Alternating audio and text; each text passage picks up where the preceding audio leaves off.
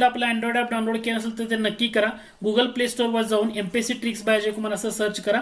त्या ठिकाणी तुम्हाला अशा पद्धतीनं आपलं ॲप्लिकेशन दिसेल. या ठिकाणी जाऊन तुम्हाला इन्स्टॉल करायचं आहे. ॲप्लिकेशन इन्स्टॉल केलं, 5000 पेक्षा जास्त लोकांनी ते ॲप्लिकेशन इन्स्टॉल केलेलं आहे. त्या ठिकाणी वेगवेगळे कोर्सेस आणि इतर घटक आहेत, त्याचा तुम्हाला लाभ घेता येईल. डिस्क्रिप्शन बॉक्समध्ये त्या ॲप्लिकेशनची लिंक दिलेली आहे, त्यातूनही तुम्ही जाऊन ते डाउनलोड करू शकता. ओके.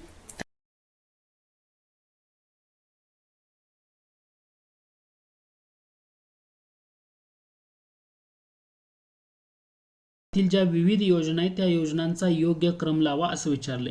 मुंबई योजना किंवा टाटा बिर्ला योजना, जनता योजना, गांधी योजना असे ऑप्शन्स दिलेत आणि तुम्हाला म्हटलंय की विविध योजनांचा योग्य क्रम लावा. म्हणजे स्वातंत्र्य प्राप्तीपूर्वीच्या काळातील ज्या विविध योजना आहेत तर त्या कशा ओळखायच्या किंवा त्याचं कसं क्रमानं लक्षात ठेवायचं, तर त्याच्यासाठीची जी ट्रिक आहे ती ट्रिक मी तुमच्याशी शेअर करतो. ती ट्रिक अशी आहे, मग जनता सर्वस्व आहे. ट्रिक अशी आहे, मग जनता सर्वस्व आहे अशी ट्रिक आहे. मग जनता सर्वस्व आहे याचा अर्थ काय? म म्हणजे तुमची मुंबई योजना आहे. म म्हणजे काय आहे?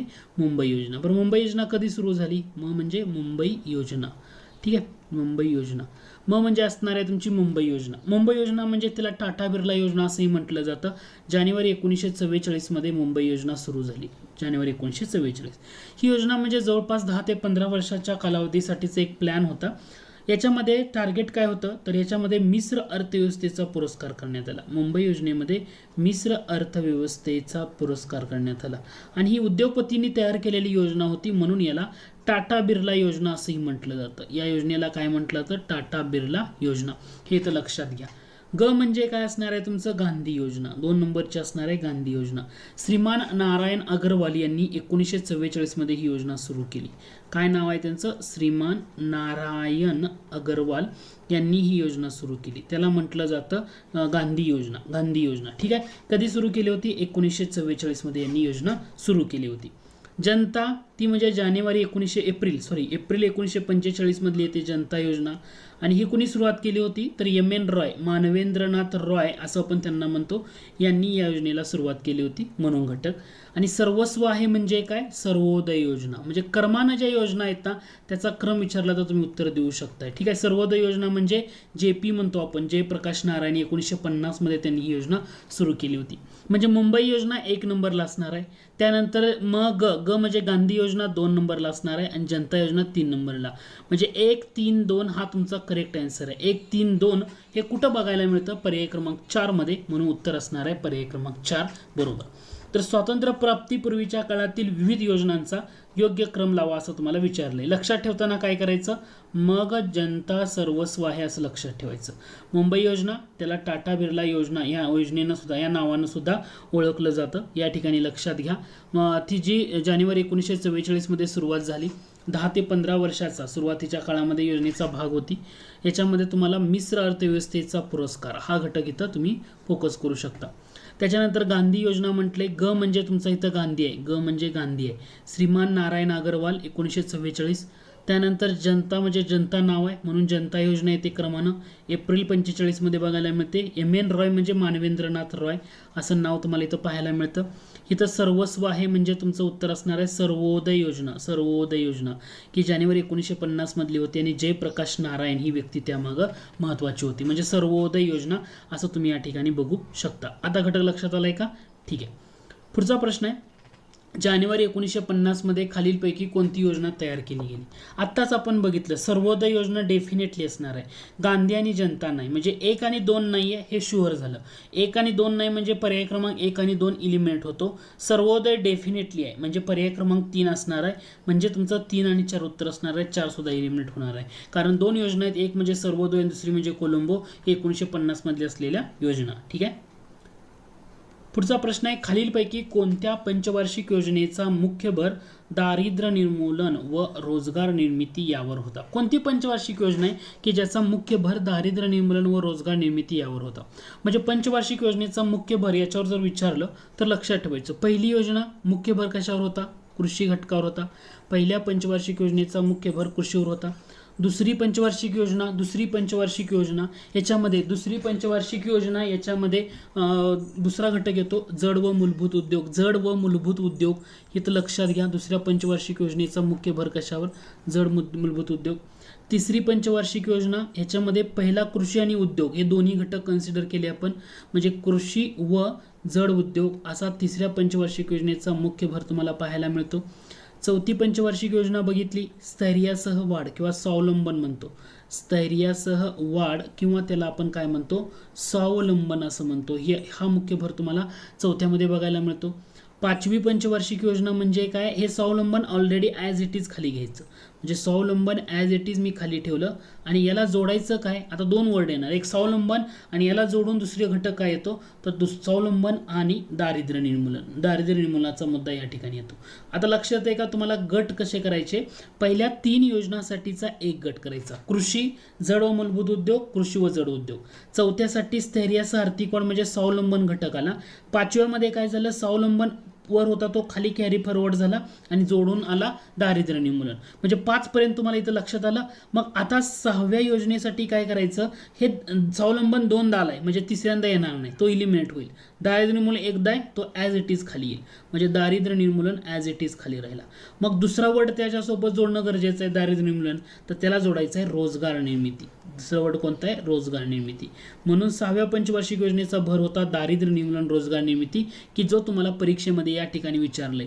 याचा अर्थ उत्तर काय असणार आहे? 6वी पंचवार्षिक योजना हे तुमचं करेक्ट आन्सर असणार आहे. आता 7व्यामध्ये काय होणार बघा, हे दारिद्र्य दोन्ही निघून जाणार, हे निघून जाणार, रोजगार निर्मिती राहणार. म्हणून 7व्या पंचवार्षिक योजनेला आपण काय म्हणतो? रोजगार निर्मिती जनक योजना असंही म्हणतो, कारण 7वी पंचवार्षिक योजना. आता लक्षात येतंय का? म्हणजे हा तुमचा दुसरा गट झाला, इथंपर्यंत तुम्हाला फोकस करायचा आहे. याच्यानंतर 8वी पंचवार्षिक योजनेचा मुख्य भर कशावर? मानवी विकास. काय लक्षात ठेवायचं? 2 विकास आहेत, एक म्हणजे 8वी मानवी विकास, 9वी पंचवार्षिक योजना कृषी व ग्रामीण विकास, हा काय होता? मुख्य भर होता. 10वी पंचवार्षिक योजना शिक्षण, 10वी पंचवार्षिक योजनेचा मुख्य भर शिक्षण. 11वी आणि 12वी जर विचारलं तर तुम्ही सामाजिक सेवा त्या ठिकाणी म्हणू शकता. याचा अर्थ तुम्हाला उत्तर निघून गेलं, ते म्हणजे 6वी पंचवार्षिक योजना दारिद्र्य निर्मूलन आणि रोजगार निर्मिती विचारलं तर.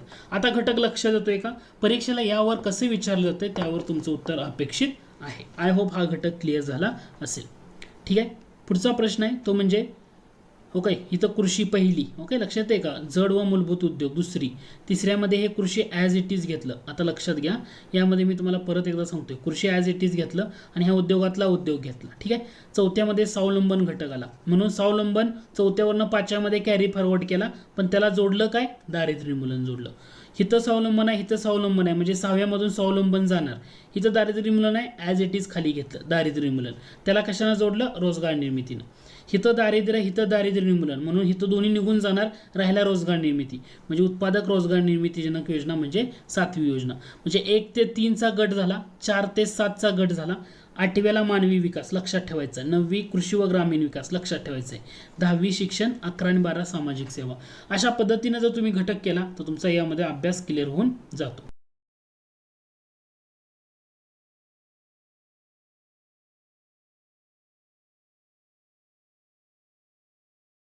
पुढचा प्रश्न आहे, खालीलपैकी कोणत्या पंचवार्षिक योजनेत सार्वजनिक क्षेत्रावरचा सर्वाधिक खर्च कृषी या घटकावर झाला? कृषी या घटकावर सर्वाधिक खर्च कोणत्या योजनेमध्ये झाला?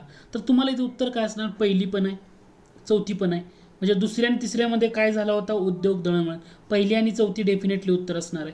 काय लक्षात घ्यायचं आहे? जेव्हा तुम्हाला पहिली योजना किंवा चौथी योजना कृषी या घटकावर झालेला सर्वाधिक खर्च आहे.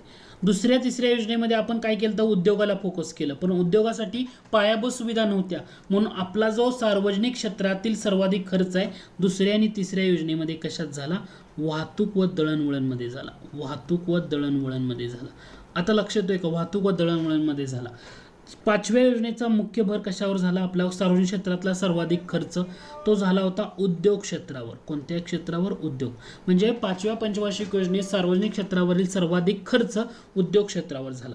6, 7, 8 आणि 9 या पंचवार्षिक योजनेमध्ये सर्वाधिक खर्च कुठं झाला तर ह्या ऊर्जा सेक्टरवर झाला, ऊर्जा सेक्टरवर. आणि 10, 11 आणि 12 हा सर्वाधिक खर्च कुठं झाला, सामाजिक सेवा या क्षेत्रावर, सामाजिक सेवा या क्षेत्रावर. म्हणजे 1 ते 4 कृषी, 2 ते 3 वाहतूक दळणवळण, 5 उद्योग, 6 ते 9 ऊर्जा, 10 ते 12 सामाजिक सेवा. काय विचारले, कृषी या घटकावर पहिली आणि चौथी. दुसरी आणि तिसरीचा भर काय येणार नाही, म्हणून उत्तर पैकी आणि 4. ही दुसरी आणि तिसरी म्हणजे तुमचं काय असणार आहे या ठिकाणी, की वाहतूक आणि दळणवळण. कळालं का, लक्षात आलं. हा मुद्दा या ठिकाणी फोकस करा. ठीक आहे. पुढचा प्रश्न आहे, म्हणजे लक्षात आहे 1 लाख कृषी, 1 लाख कृषी, 2 आणि 3 इथं तो घटक फक्त समजून घ्या, एकदा समजल्यानंतर तुम्हाला प्रॉब्लेम येणार नाही. 2 आणि 3 वाहतूक दळणवळण, लक्षात येते, वाहतूक दळणवळण. ठीक आहे. अशा पद्धतीनं तुम्ही या ठिकाणी फोकस करू शकता. ठीक आहे. 4 लाख कृषी आहे, 5 ला उद्योग आहे, 6 ते 9 ला ऊर्जा आहे, 10 ते 12 ला सामाजिक सेवा आहे. आता हे या ठिकाणी क्लिअर झालं असेल. ठीक आहे. ओके, जाऊया पुढच्या प्रश्नाकडे. पुढचा प्रश्न होता, खालीलपैकी कोणत्या पंचवार्षिक योजनेत 3,40,00,000 लोकांसाठी रोजगार निर्मिती हे उद्दिष्ट ठेवण्यात आलं. 3,40,00,000 रोजगार निर्मिती उद्दिष्ट कोणत्या पंचवार्षिक योजनेमध्ये ठेवण्यात आलं होतं, दुसरी, 6वी, 7वी की 8वी. आता इथं तुम्हाला घटक काय लक्षात घ्यायचं आहे. आता याचं उत्तर आहे 6वी. तुम्हाला ना एकूण 2 आणि 3, 5 आणि 6 एकूण 6 पंचवार्षिक योजना लक्षात ठेवायच्या की ज्याच्यामध्ये रोजगार निर्मितीचं टार्गेट होतं, रोजगार निर्मितीचं टार्गेट होतं. एवढ्या 6 पंचवार्षिक योजना लक्षात ठेवल्या तर तुमचा या ठिकाणचा बराचसा भाग क्लिअर होतो. आता मी घटक काय सांगतोय त्याच्याकडे थोडंसं फोकस करा. ठीक आहे. पहिला घटक येतो, पहिली पंचवार्षिक योजना येते. इथं मी तुम्हाला स्लाइड दाखवते. दुसऱ्या पंचवार्षिक योजना महत्त्वाची की ज्याच्यामध्ये पहिल्यांदा असं रोजगार निर्मितीचं टार्गेट ठेवलं आणि ते टार्गेट होतं 10 ते 12 लाख नव्याने रोजगार निर्मिती करणं हे टार्गेट होतं. म्हणजे दुसरी पंचवार्षिक योजना 10 ते 12 लाख नव्याने रोजगार निर्मितीचं टार्गेट होतं. 6वी पंचवार्षिक योजना जी होती या 6व्या पंचवार्षिक योजनेमध्ये 3,40,00,000 लक्षात घ्या, 3,40,00,000 लोकांसाठी रोजगार निर्मितीचं टार्गेट हे 6व्या पंचवार्षिक योजनेमध्ये ठेवण्यात आलं. 9वी पंचवार्षिक योजनेमध्ये किती ठेवण्यात आलं, 53 दशलक्ष अतिरिक्त रोजगार निर्मिती, म्हणजे 5.3 कोटी अतिरिक्त रोजगार निर्मितीचं लक्ष. 53 दशलक्ष म्हणजे किती येणार आहे या ठिकाणी, 5.3 करोड एवढे रोजगार निर्मिती. 10व्या पंचवार्षिक योजनेमध्ये काय म्हटलं की दरवर्षी 10 लाख रोजगार निर्मिती, 10 दशलक्ष म्हटले. म्हणजे इथं म्हणजे तुम्हाला दरवर्षी म्हणजे पंचवार्षिक योजना 5 वर्षाची, म्हणजे इथं सुद्धा 50 दशलक्ष रोजगार निर्मितीचं लक्ष होतं, म्हणजेच 5 कोटीचं लक्ष होतं 10व्यामध्ये.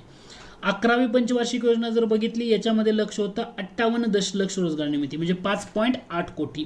आणि 12वी पंचवार्षिक योजनेमध्ये टार्गेट होतं गैर कृषी क्षेत्रात 50.3 दशलक्ष रोजगार निर्मिती. एवढाच घटक तुम्हाला फोकस करायचा आहे की याच्यामध्ये तुम्हाला काय लक्षात घ्यायचं आहे, दुसऱ्या पंचवार्षिक योजनेतलं टार्गेट किती, तिसऱ्यामधलं किती, म्हणजे दुसरी, 6वी, 9, 10, 11 आणि 12 याचा गट आहे. 10 ते 12 लाख दुसरी, 3 कोटी ते 40 लाख 6वी, 53 दशलक्ष 9वी, दरवर्षी 10 दशलक्ष म्हणजे 5 वर्षामध्ये 50 दशलक्ष 10वी, 11वी म्हटलं 58 दशलक्ष आणि 12वी म्हटलं 50.3 दशलक्ष हा घटक असणार आहे. विचारलं काय होतं, 3,40,00,000. 3,40,00,000 कुठं दिसतं यामध्ये, तुम्हाला 6व्या योजनेमध्ये दिसते. याचा अर्थ करेक्ट उत्तर आहे 6वी पंचवार्षिक योजना, हे तुमचं करेक्ट आन्सर आहे. घटक लक्षात येतोय का, अशा घटकाला तुम्हाला फोकस करणं गरजेचं आहे. पुढचा प्रश्न बघूया. पुढचा प्रश्न आहे, पहिल्या पंचवार्षिक योजनेत किती टक्के अपेक्षा वृद्धी दराचं लक्ष होतं. पहिली पंचवार्षिक योजनेत किती टक्के, 3.6, 2.1, 2.8, 4.6. सिंपल आहे ना. पहिल्या पंचवार्षिक योजनेत अपेक्षा कितीची होती, अपेक्षा होती 2.1 ची, आपण साध्य किती केलं, 3.6 केलं. अपेक्षा होती 2.1 ची पण साध्य किती केलं, 3.6 केलं. पहिल्या पंचवार्षिक योजनेबाबत खालील विधानातून योग्य पर्याय निवडा असं म्हटलंय. अन्नधान्याचं उत्पादन 52.2 दशलक्ष टनावरनं 65.8 दशलक्ष टनापर्यंत वाढलं. पहिलं विधान बरोबर की चूक, डेफिनेटली बरोबर आहे. राष्ट्रीय उत्पन्न 11% तर दरडोई उत्पन्न 18% वाढलं. राष्ट्रीय उत्पन्न पहिल्या योजनेमध्ये 11% वाढलंय का, नाही. इथं काय पाहिजे होतं, 18% पाहिजे होतं. राष्ट्रीय उत्पन्न कितीने वाढलं, 18% वाढलं. आणि दरडोई उत्पन्न कितीने वाढलं, 11% वाढलं. याचा अर्थ काय झालं, दोन्ही घटक इंटरचेंज आहे, म्हणून विधान 1 बरोबर आहे. इथं लक्षात घ्या, पहिल्या पंचवार्षिक योजनेमध्ये अन्नधान्याचं उत्पादन 52.2 दशलक्ष टनावरनं 65.8 दशलक्ष टनापर्यंत वाढलं. राष्ट्रीय उत्पन्नाच्या बाबतीमध्ये 18% वाढ आहे, दरडोई उत्पन्नाच्या बाबतीमध्ये 11 याची वाढ आहे. याच्यामुळे काय झालं, दुसरं विधान इंटरचेंज आहे. या घटकाला थोडंसं फोकस करा. पुढचा प्रश्न आहे, पहिल्या पंचवार्षिक योजनेत सप्टेंबर 1951 मध्ये पहिल्या IITची मान्यता देण्यात आली. कोणत्या ठिकाणी पहिली IIT स्थापन करण्यात आली? मद्रास, मुंबई, खरगपूर का दिल्ली? करेक्ट आन्सर येतं याचं खरगपूर. पहिली IIT कुठं स्थापन करण्यात आली? खरगपूरला स्थापन करण्यात आली होती. पश्चिम बंगालमध्ये येतं ते ठिकाण. आणि त्यानंतर बराचसा घटक पास झाला, म्हणजे IIT कायदा जो 1961चा म्हणजे इन्स्टिट्यूट ऑफ टेक्नॉलॉजी ऍक्ट म्हणतो, तो संमत करण्यात आला आणि बऱ्याच ठिकाणी स्थापन करण्यात आलं. म्हणजे इथं तुम्हाला पहिल्या IITची खरगपूरला स्थापना झाली, पश्चिम बंगाल. देशभर IIT साठी 1961 मध्ये जो इन्स्टिट्यूट ऑफ टेक्नॉलॉजी ऍक्ट आहे, institute of technology act IIT act म्हणलं आता 1961चा, तो संमत केला आणि बऱ्याच ठिकाणी झाली. पण पहिली कुठं झाली तर ती झाली होती खरगपूरला. हे येतं लक्षात घ्या. पुढचा प्रश्न आहे, पहिल्या पंचवार्षिक योजनेत दामोदर खोरे विकास प्रकल्प उभारण्यात आला. खालीलपैकी कोणतं विधान या बाबतीत बरोबर आहे ते ओळखा. दामोदर खोरे विकास प्रकल्प काय म्हटले बघा, झारखंड आणि पश्चिम बंगालमध्ये या दामोदर नदीच्या खोऱ्यात प्रकल्प उभारण्यात आला. बरोबर आहे. डॉक्टर मेघनाथ सहा यांच्या समितीच्या शिफारशीनुसार हा प्रकल्प उभारण्यात आला. हे सुद्धा बरोबर आहे. लक्षात येते दामोदर खोरे विकास प्रकल्प. याचा अर्थ तुमचं दोन्ही विधान बरोबर आहे. आता या प्रकल्पामध्ये ना तर ऍक्च्युली 4 धरणं बांधण्यात आली होती. धरणं कुठली याच्यावर एकदा प्रश्न येऊन गेलेला आहे. म्हणजे काय, दामोदर खोरे विकास प्रकल्प म्हटलं तर तुम्हाला अगोदर पहिल्यांदा घटक काय लक्षात घ्या, तर हे दोन नावं म्हणजे कुठले, झारखंड आणि पश्चिम बंगाल हे राज्य पहिल्यांदा लक्षात घ्या. दामोदर खोरं, नदीचं खोरं. डॉक्टर मेघनाथ सहा कोणत्या समितीच्या शिफारशीनुसार? मेघनाथ सहा. एकूण 4 धरणं उभारण्यात आली होती. तिलैया धरण, मैथोन धरण, पानशेत आणि कोणार. पानशेत मध्ये आपल्या इकडचं पानशेत नाही, तिकडचं, ठीक आहे, झारखंड पश्चिम बंगाल मधलं. तर इथं बाराकार नदीवर तिलैया धरण होतं, बाराकार नदीवरच मैथोन धरण होतं, आणि दामोदर नदीवर पानशेत धरण होतं, आणि कोणार नदीवर कोणार धरण होतं. हे महाराष्ट्राचं पानशेत नाही, हे लक्षात घ्या, तर दुसरं पानशेत आहे. तर तुम्हाला ह्याच्यावरही परीक्षेला आयोगानं प्रश्न विचारलाय. म्हणजे बाराकार नदीवर 2 धरणं होती, तिलैया धरण आणि मैथोन धरण. हे तुम्हाला इथं लक्षात ठेवणं गरजेचं आहे, किंवा या घटकालाही तुम्ही थोडंसं फोकस करू शकता. पानशेत धरण दामोदर आणि कोणार धरण कोणार नदीवर. तर हा एक प्रश्न आहे ज्याला तुम्ही लक्ष द्या. पुढचा प्रश्न आहे, हिराकुड धरणाबाबत खालील विधानातून अयोग्य पर्याय निवडा. हिराकुड धरणाच्या बाबतीमध्ये तुम्हाला प्रश्न विचारला. पहिलं बघा, या धरणाची मूळ संकल्पना एम विश्वेश्वरय्या यांची होती. बरोबर आहे का? डेफिनेटली बरोबर आहे. 1948 मध्ये या धरणाचं काम सुरू होऊन 13 जानेवारी 1957 मध्ये पंडित नेहरू यांच्या हस्ते धरणाचं उद्घाटन करण्यात आलं. बरोबर आहे. जगातलं सर्वात जास्त लांबीचं म्हणजे मातीचं धरण, मातीचं असणारं आणि मानवनिर्मित, हे सुद्धा या ठिकाणी बरोबर आहे. ओरिसामध्ये संबलपूर जवळ महानदीवर हे धरण उभारले 1957. ओरिसा, संबलपूर, महानदी, हे सुद्धा बरोबर आहे. म्हणजे येतं कोणतं अयोग्य आहे? कोणतंच अयोग्य नाही. आता लक्षात घ्या, जवळपास हे किती किलोमीटर लांबीचं मातीचं धरण आहे? 26 किलोमीटर लांबीचं मातीचं धरण म्हणून हिराकड धरणाला ओळखलं जातं, की जे पहिल्या पंचवार्षिक योजनेमध्ये हे चर्चेत आलेला घटक होता. ठीक आहे. आणि या धरणाचं उद्घाटन कोणाच्या हस्ते झालं? या धरणाचं जे उद्घाटन आहे तर हे 13 जानेवारीला म्हटलं ना, उद्घाटन पंडित नेहरूंचं नाव लक्षात घ्या. मूळ संकल्पना विचारली, एम विश्वेश्वरय्या यांची होती. मूळ संकल्पना विचारली, एम विश्वेश्वरय्या यांची होती. भारतातील पहिला खत कारखाना डॅश डॅश मध्ये झारखंड राज्यातील धनबाद जिल्ह्यात सिंद्री येथे उभारण्यात आला. भारतातला पहिला खत कारखाना कधी उभारण्यात आला? म्हणजे पहिल्या पंचवार्षिक योजनेमध्ये उभारण्यात आला. पण तो कधी? October 51, November 52, October 53, November 54. Correct answer येतं त्याचा ऑक्टोबर 1951 मध्ये. भारतातला पहिला खत कारखाना झारखंड राज्यातील धनबाद जिल्ह्यात. आता झारखंड हे आता नंतर पडलेलं नाव आहे, लक्षात ठेवा. धनबाद जिल्ह्यात बरोबर आहे. झारखंड म्हणजे आता का पडलं? कारण 2000 साली झारखंड हे राज्य निर्माण झाले. किती? 2000 साली. अगोदर झारखंड हे कोणत्या राज्याचा भाग होता? तर बिहार राज्याचा भाग होता, आणि 2000 साली बिहारमधून झारखंड वेगळं झाले. ठीक आहे. तर तुम्हाला इथं लक्षात ठेवा, ऑक्टोबर 1951 पहिला खत कारखाना सिंद्री या ठिकाणी उभारण्यात आलेला होता. पुढचा प्रश्न आहे, 2 विधानं दिलेली आहेत, म्हणजे तुमच्या इथं लक्षात येईल. ऑक्टोबर 1951. ओके. पुनर्रचना 1974 मध्ये झाली, आणि 2002 पासून हा सिंद्रीयतला खत कारखाना बंद करण्यात आला. पुढचा प्रश्न आहे, 2 विधानं दिलीत, 3 विधान आहेत, अयोग्य विधान ओळखा असं म्हटलेलं आहे. अयोग्य विधान ओळखा. पहिला घटक आहे 2 ऑक्टोबर 1952. पहिली तारीख दिली आहे तुम्हाला, 2 ऑक्टोबर 1952.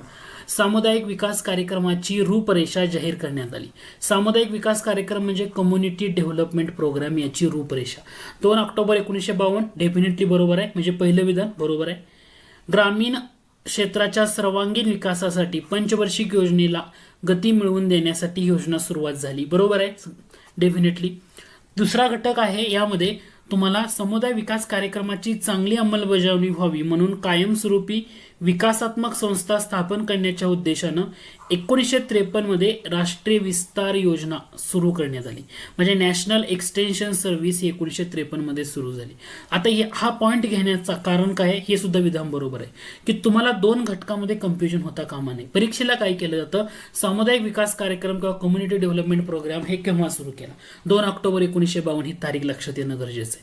आणि दुसरा घटक आहे त्याच्यामध्ये तो म्हणजे राष्ट्रीय विस्तार योजना. हे सुद्धा दोन्ही घटक एकमेकांपासून वेगळे आहेत. नॅशनल एक्सटेन्शन सर्व्हिस हे 1953 मध्ये सुरू करण्यात आलेलं होतं. यासाठी तुम्हाला इथं वरीलपैकी कोणतेही नाही करेक्ट आन्सर आहे, पण हा घटक या ठिकाणी नीट समजून घ्या. ठीक आहे, महत्वाचा म्हणजे सांगण्याचा उद्देश एकच आहे, सामुदायिक विकास कार्यक्रम, राष्ट्रीय विस्तार योजना याच्यामध्ये कन्फ्युजन करून घ्यायचं नाही. ठीक आहे. पुढचा प्रश्न आहे, तुम्हाला 4 विधानं दिलीत आणि म्हटले कोणतं विधान बरोबर आहे ते ओळखा.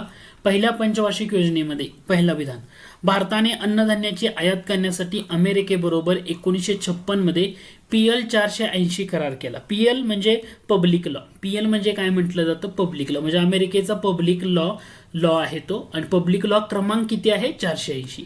म्हणून PL म्हणजे फूड फॉर पीस कायदा होता. याच्या अंतर्गत अमेरिका काय करत होतं तर इतर देशांना अन्नधान्याचा पुरवठा करत होतं. म्हणून PL 480 हा करार केला हे बरोबर आहे, कारण आपल्यामध्ये अन्नधान्याच्या कमतरतेमुळे. ठीक आहे. या कराराअंतर्गत भारतात गहू आयात करण्यात आला. बरोबर आहे. दुर्दैवाने यात गाजर गवत याचे बी असल्यामुळे ते भारतात पसरलं. गाजर गवत म्हणजे त्याला आपण ग्रामीण भाषेमध्ये काँग्रेस गवत म्हणतो. काँग्रेसच्या काळामध्ये आलं म्हणून त्याला काँग्रेस, की तुम्ही बऱ्याच वेळा बघता बघा की त्या टाईपचे बी तुम्हाला भारतामध्ये ग्रामीण भागामध्ये मोठ्या प्रमाणात पाहायला मिळतात. हे सुद्धा विधान बरोबर आहे. म्हणजे वरीलपैकी सर्व विधानं बरोबर आहेत. या पॉइंट मधला महत्वाचा मुद्दा काय की तुम्हाला 1956 मध्ये PL 480 करार करण्यात आला. पब्लिक लॉ, PL म्हणजे पब्लिक लॉ 480 म्हणजे फूड फॉर पीस कायद्याअंतर्गत अमेरिका जे अन्नधान्याचा पुरवठा करत होता त्याच्यासाठी असलेली ही महत्वाची गोष्ट आहे. ठीक आहे. पुढचा प्रश्न आहे, तुम्हाला म्हटले दुसऱ्या पंचवार्षिक योजनेत सुरू करण्यात आलेल्या प्रकल्पाबाबत कोणतं विधान चुकीचं आहे ते ओळखा. म्हणजे दिलेल्या विधानातून चुकीचं विधान कोणतं आहे ना ते ओळखा म्हटले. दुसरी पंचवार्षिक योजना म्हटले म्हणजे कधी असणार आहे, 1956 पासून 1961 पर्यंत. ठीक आहे. आता काय म्हटले, भिलाई लोह पोलाद प्रकल्प 1959 साली रशियाच्या मदतीने. म्हणजे पोलाद प्रकल्पाने देश दिलेत. रूरकेला दिलाय, ब्रिटन दिले, इथं दुर्गापूर दिलंय, इथं जर्मनी दिले. म्हणजे तुम्हाला एक्झॅक्टली ओळखायचं ह्यातलं करेक्ट कोणतं किंवा चुकीचं कोणतं तो घटक तुम्हाला इथं समजून घ्यायचा आहे. भिलाई म्हटलं, भिलाई लोह पोलाद प्रकल्प कोणाच्या मदतीनं, रशियाच्या. म्हणजे पहिलं विधान डेफिनेटली बरोबर आहे. भिलाई लोह पोलाद प्रकल्प रशियाच्या मदतीनं उभारण्यात आला. रूरकेला पोलाद प्रकल्प ब्रिटनच्या मदतीने उभारण्यात आला का, तर इथं महत्वाची गोष्ट काय, रूरकेला म्हणजे जर्मनीच्या मदतीने, म्हणजे हे चुकीचं आहे. दुर्गापूर म्हणजे ब्रिटनच्या. म्हणजे रूरकेला आणि दुर्गापूर ह्या दोन विधानामध्ये काय झाले, इंटरचेंज झाले. जर तुम्हाला रूरकेला पोलाद प्रकल्प म्हटलं, रूरकेला पोलाद प्रकल्प, तर तुमचं उत्तर पाहिजे पश्चिम जर्मनी, जर्मनीचा जो भाग होता तो पश्चिम जर्मनीचा. आणि दुर्गापूर पोलाद प्रकल्प म्हटलं, दुर्गापूर, तर तुमचं उत्तर पाहिजे ब्रिटन. पण इथं काय म्हटले, दुर्गापूरला जर्मनी दिले. याचा अर्थ 2 आणि 3 चुकीचं आहे. म्हणजे पर्याय क्रमांक 2 हे तुमचं करेक्ट आहे. आता घटक लक्षात आहे, पर्याय क्रमांक 2 हे करेक्ट आहे, कारण दोन्ही इंटरचेंज झाले. दुसऱ्या महत्वाची गोष्ट म्हणजे दुसऱ्या पंचवार्षिक योजनेमध्ये 2 खत कारखाने उभारण्यात आले. इथं घटक फक्त लक्षात घ्या. दुसऱ्या पंचवार्षिक योजनेमध्ये 2 खत कारखाने म्हणजे कोणते, एक होता नानगल या ठिकाणी उभारलेला आणि दुसरा होता रूरकेला. म्हणजे दुसऱ्या पंचवार्षिक योजनेमध्ये रूरकेला या ठिकाणी लोह पोलाद प्रकल्प पण आहे आणि खत कारखाना पण आहे. हा घटक तुम्हाला इथं लक्षात ठेवणं गरजेचं आहे. दुसऱ्या पंचवार्षिक योजनेचे उपाध्यक्ष कोण होते, TT कृष्णमाचारी होते. काय नाव होतं त्यांचं, TT कृष्णमाचारी हे उपाध्यक्ष होते. PC महालनोबिस प्रतिमानाचा आपण या ठिकाणी वापर केलेला होता. PC महालनोबिस म्हणजे त्यांनी कोणतं प्रतिमान सुचवलं होतं, भांडवली वस्तू प्रतिमान सुचवलं होतं. PC महालनोबिस यांनी भांडवली वस्तू प्रतिमान त्यांनी सुचवलेलं होतं. भांडवली वस्तू प्रतिमान म्हणजे काय की या प्रतिमानानुसार जे उद्योग असतील किंवा मूलभूत उद्योग किंवा जड उद्योग म्हणतो यांचं उभारणी करून तीव्र औद्योगिकरण करण्याचा जो डिसिजन आहे भारतानं दुसऱ्या पंचवार्षिक योजनेमध्ये घेतलेला होता. म्हणून 30 एप्रिल 1956 ही तारीख येते की ज्या तारखेला भारतानं दुसरं औद्योगिक धोरण जाहीर केलं की समाजवादी समाजरचनेला अनुसरून. समाजवादी समाजरचनेचं तत्व भारताने 1955 आवडीतील अधिवेशनामध्ये UN डेबर अध्यक्ष होते त्या ठिकाणी स्वीकारलेलं होतं. म्हणून दुसऱ्या पंचवार्षिक योजनेबाबतीत जेव्हा विचारलं जाईल, खत कारखाने 2 नानगेल रूरकेला, उपाध्यक्ष TT कृष्णमाचारी, प्रतिमान आपण स्वीकारलं PC महालनोबिस प्रतिमान. इथं लक्ष द्या. महालनोबिस यांनी कोणतं प्रतिमान सुचवलं होतं? भांडवली वस्तू प्रतिमान त्यांनी सुचवलं होतं आणि याच्यानुसार भांडवली उद्योग, मूलभूत उद्योग आणि अवजड उद्योग यांच्यानुसार तीव्र औद्योगिकरण म्हणजे दुसरं आपण फोकस केला ना औद्योगिकरणाला दुसऱ्या पंचवार्षिक योजनेमध्ये. आणि 30 एप्रिल 1956 ही तारीख येते की ज्या दिवशी भारताचं दुसरं औद्योगिक धोरण जाहीर करण्यात आलं की जे समाजवादी समाजरचनेला अनुसरून होतं. हा घटक तुम्हाला इथं लक्षात घेणं गरजेचं आहे. घटक फक्त समजून घेत चला आणि त्याचं अनालिसिस करत चला. हा घटक खूप महत्त्वाचे आहेत. पंचवार्षिक योजना हा टॉपिक ही त्यासाठी जास्त इम्पॉर्टंट ठरतो. ठीक आहे, जाऊया मग पुढच्या प्रश्नाकडे. पुढचा प्रश्न आहे तुम्हाला दिले खालील विधानामधून योग्य पर्याय निवडा. 3 विधानं दिली त्यांनी म्हटले योग्य पर्याय कोणता आहे ते निवडा. पहिल्या पंचवार्षिक योजनेचा मुख्य भर हा कृषी क्षेत्रावर होता. पहिलं विधान बरोबर आहे की नाही? आता तुम्ही विचार करा, पहिली पंचवार्षिक योजना मुख्य भर कृषी, बरोबर आहे. कारण पहिली पंचवार्षिक योजना म्हणजे आपली कधीची होती? 1956 ते 1961. पहिल्यांदा 51 ते 56, 1951 ते 1956 म्हणजे डेफिनेटली कृषीवर भर होता. पहिलं विधान बरोबर आहे. दुसरं विधान आहे 2 ऑक्टोबर 1952 आपण मगाशीच बघितलं समुदाय विकास कार्यक्रमाची रूपरेषा जाहीर करण्यात आली. दुसऱ्या पंचवार्षिक योजनेमध्ये नानगल आणि दुर्गापूर येथे खत कारखाने उभारण्यात आले. आता लक्षात घ्या, आपण दुसऱ्या पंचवार्षिक योजनेमध्ये या ठिकाणी काय म्हटलं होतं? खत कारखाने नानगेल आणि रूरकेला. इथं तुम्हाला देताना विधान काय म्हटलंय? आता प्रश्न देताना तुम्हाला बघा इथं नानगल आणि दुर्गापूर दिले याचा अर्थ चुकीचा आहे. या ठिकाणी पाहिजे होतं रूरकेला. दुसऱ्या पंचवार्षिक योजनेमध्ये 2 खत कारखाने उभारण्यात आले. एक होता नानगल आणि दुसरा होता रूरकेला. याचा अर्थ हे विधान चुकीचं आहे. याचा अर्थ हे विधान चुकीचं आहे. म्हणून पर्याय क्रमांक 1 हे त्या ठिकाणी तुमचं बरोबर आहे.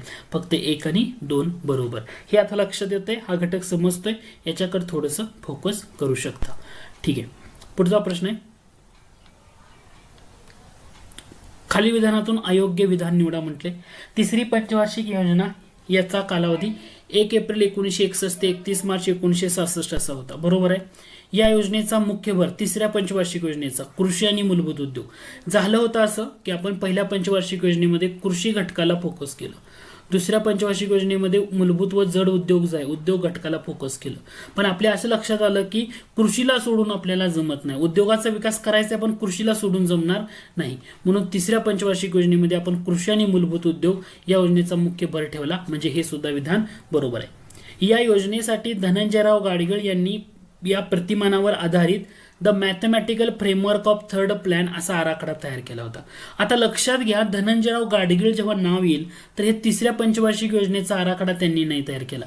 धनंजयराव गाडगीळ म्हणलं की चौथी पंचवार्षिक योजना. चौथी म्हणजे कधीचे? 1969 ते 1974 हा कालावधी मिळतो.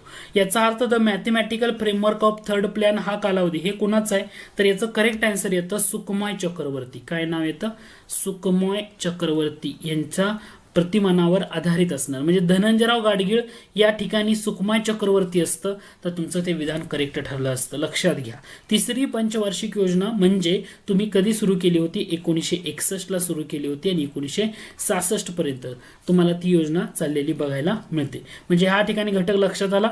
म्हणजे तुमचं उत्तर असणार आहे पर्याय क्रमांक 3 हे काय तुमचं अयोग्य आहे. आता आपण मूळ प्रश्नाकडे परत एकदा जाऊया. इथं बघा तुम्हाला तिसरी पंचवार्षिक योजना 1 एप्रिल 1961 ते 31 मार्च 1966 हा घटक कृषी व मूलभूत उद्योग हा त्याचा मुख्य भर होता.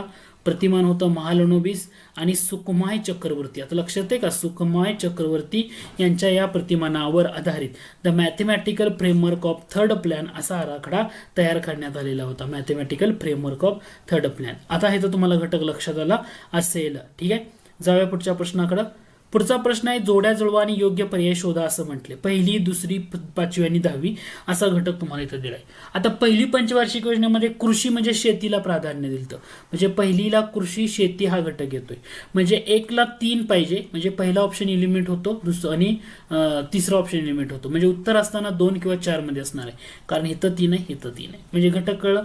दुसऱ्या पंचवार्षिक योजनेमध्ये जलद औद्योगिकरणाला फोकस केला. म्हणजे 2 ला 1 कुठं इथं आहे. पण 1 ला 3 इथं आहे. म्हणजे पर्याय क्रमांक 2 हे तुमचं करेक्ट आन्सर आहे. पर्याय क्रमांक 2 हे करेक्ट आहे. 3, 1, 5वी म्हणजे 4, 10वी म्हणजे जीवनमानाचा दर्जा उंचवणे हा घटक तुमचा इथे येतो. घटक लक्षात येतो का? पहिल्यामध्ये शेतीला प्राधान्य दिलं, दुसऱ्या योजनेमध्ये जलद औद्योगिकरण, 5व्यामध्ये गरिबी हटाव आणि 10वी म्हणलं तर तुमचं ऑप्शन एलिमेंट मेथड इथं वापरा. पुढचा प्रश्न आहे India's economic planning in its broader setting हे पुस्तक खालीलपैकी कोणी लिहिलं? India's economic planning in its broader setting हे पुस्तक कोणी लिहिलं? Gunnar Myrdal, sir William Ashley, doctor Babasaheb Ambedkar, Dhananjayrao Gadgil. तर याचं करेक्ट आन्सर आहे Gunnar Myrdal. India's economic planning in its broader setting हे पुस्तक कोणी लिहिलंय? Gunnar Myrdal. म्हणजे यांच्या या पुस्तकावर आधारित असणारा, या पुस्तकातूनच ऍक्च्युली रोलिंग प्लॅन ही कन्सेप्ट आली. रोलिंग प्लॅन ही कन्सेप्ट त्यांनी मांडली. रोलिंग प्लॅन म्हणजे काय म्हणतो? त्याला आपण सरकती योजना म्हणतो. त्याला काय म्हणतो? सरकती योजना. तर त्यांनी या पुस्तकातून ही रोलिंग प्लॅन आहे ना, ती वैज्ञानिक स्वरूपात मांडण्याचा प्रयत्न केला. वैज्ञानिक स्वरूपात मांडण्याचा प्रयत्न केला. मग प्रश्न असा पडतो की सरकती योजना भारतामध्ये खालीलपैकी कोणत्या कालावधी दरम्यान होती असं विचारलं. सरकती योजना किंवा रोलिंग प्लॅन भारतातल्या कोणत्या कालावधी दरम्यान होती? मग इथं तुम्हाला 78 ते 83, 76 ते 69, 78 ते 80, 80 ते 83. मग लक्षात येईल रोलिंग प्लॅन 1978 ते 1980 या कालावधी दरम्यान होती. आयोगाला तुम्हाला अशा टाईपचे प्रश्न हमखास विचारले जाण्याचे चान्सेस आहेत. ठीक आहे, याच्याकडे पण थोडंसं लक्ष द्या. पुढचा प्रश्न आहे नियोजन मंडळाचे पहिले उपाध्यक्ष विचारले. नियोजन मंडळाचे पहिले उपाध्यक्ष मॉन्टिंग सिंग अहलुवालिया, धनंजयराव गाडगीळ, पी.टी. कृष्णमाचारी का गुलजारीलाल नंदा? नियोजन मंडळाचे पहिले उपाध्यक्ष म्हटलं तर गुलजारीलाल नंदा. तुम्हाला विचारलं नियोजन मंडळाचे शेवटचे कोण? मॉन्टिंग सिंग अहलुवालिया. हे कधी होते? शेवटचे होते. तुम्हाला विचारलं होतं पहिले कोण आहेत? गुलजारीलाल नंदा. अध्यक्ष कोण असणार आहेत? तर हे पंतप्रधान असणार आहेत. ठीक आहे. खालील विधानातून अयोग्य पर्याय निवडा असं म्हणते. 3 विधानं दिली. भारतात 1 एप्रिल 1951 पासून आर्थिक नियोजना सुरुवात करण्यात आली. बरोबर आहे. 12 योजना पूर्ण झाल्या का? की 12 योजना म्हणजे 12वी योजना जी होती आपली तर ती 2012 पासून 2017 या कालावधीमध्ये होती. पण आपण काय केलं यामध्ये? तर डायरेक्टली 2015ला नीती आयोग आणला. पंचवार्षिक योजना तिथंच बरखास्त केल्या. नीती आयोग कधी आणला? 1 जानेवारी 2015. म्हणजे 12वी पंचवार्षिक योजना आपली पूर्ण होण्या अगोदर आपण त्या ठिकाणी नीती आयोग आणला. याचा अर्थ 12 योजना पूर्ण झाल्या नव्हत्या. ओके, पूर्ण झाल्या आहेत म्हणजे झाल्याच नव्हत्या, ते कॅन्सल करून आपण नीती आयोग आणला. म्हणजे इथं 12वी योजना पूर्ण झालेली नाही. हा घटक तुम्हाला इथं लक्षात यायला पाहिजे किंवा हा घटक इथं महत्वाचा आहे. पंचवार्षिक योजना काळात 7 वार्षिक योजना राबवण्यात आल्या तर ते उत्तर बरोबर असणार आहे. याचा अर्थ अयोग्य विचारले म्हणजे 1 आणि तुम्हाला काय विचारले यामधून अयोग्य का योग्य? आता इथं तुम्हाला अयोग्य म्हणण्यापेक्षा योग्य पर्याय निवडा असं विधान पाहिजे होतं. म्हणजे पहिलं आणि तिसरं योग्य राहते, दुसरं अयोग्य या ठिकाणी तुम्हाला राहू शकते. म्हणजे लक्षात येतोय 1966 ते 1969. आता 3दा खंड पडलाय ना आपल्या पंचवार्षिक योजनेत. 66 ते 69 या कालावधीमध्ये काय झालं? 66 ते 69 योजनेला सुट्टी म्हणतो आपण. याच्यावर आयोगाचा प्रश्न बऱ्याच वेळा आला. योजना सुट्टी कालावधी 66 ते 69. बरोबर आहे. मग दुसऱ्यांदा खंड पडला सरकती योजना रोलिंग प्लॅन 1978 ते 80. ओके, याला आपण सरकती किंवा रोलिंग प्लॅन म्हणतो. Rolling plan. ओके, आणि त्यानंतर 1990 ते 92 मध्ये खंड पडला. अशा 3 खंडामध्ये एकूण आपण 7 वर्षाच्या वार्षिक योजना राबवलेल्या होत्या. यामध्ये पंचवार्षिक योजना न राबवता वार्षिक योजना राबवल्या होत्या असा त्याचा अर्थ या ठिकाणी होतो. यावर पण थोडंसं फोकस करा. पुढचा प्रश्न आहे, आता त्यालाच धरून जाऊया. योग्य विधान ओळखा म्हटले. भारतात पंचवार्षिक योजनेमध्ये 2दा खंड पडला. 2दा नाही 3दा पडला. हे आपण आत्ताच्याच प्रश्नामध्ये बघितलं की भारतामध्ये पंचवार्षिक योजनेमध्ये 66 ते 69, 78 ते 80, 90 ते 92. याचा अर्थ 2दा नाहीये 3दा खंड पडला. आणि 66 ते 69च्या कालावधीला योजनेला सुट्टी म्हणतात. म्हणजे हे बरोबर आहे. म्हणजे दिलेल्या विधानामधून करेक्ट उत्तर कोणतं असणार आहे? पर्याय क्रमांक 2 बरोबर. हे तुमचं या ठिकाणी करेक्ट आन्सर असणार आहे. ठीक आहे. पुढचा प्रश्न आहे, म्हणजे लक्षात येते का? भारतात पंचवार्षिक योजना 3 प्रकारे खंड 3दा पडलाय. 7 वार्षिक योजना राबवल्या. 66 ते 69, 78 ते 80, 90 ते 92. ठीक आहे. पुढचा प्रश्न आहे, खालीलपैकी कोणत्या योजनेची उद्दिष्ट ही स्वावलंबन, सामाजिक न्यायासह आर्थिक वाढ व समतोल प्रादेशिक विकास होती? स्वावलंबन, सामाजिक न्यायासह आर्थिक वाढ म्हणजे 4थी पंचवार्षिक योजना. लक्षात ठेवा की 1 एप्रिल 1969 ला सुरुवात झाली 4थ्या पंचवार्षिक योजनेची आणि संपली कधी? 31 मार्च 1974 म्हणजे 4थ्या पंचवार्षिक योजनेमध्ये.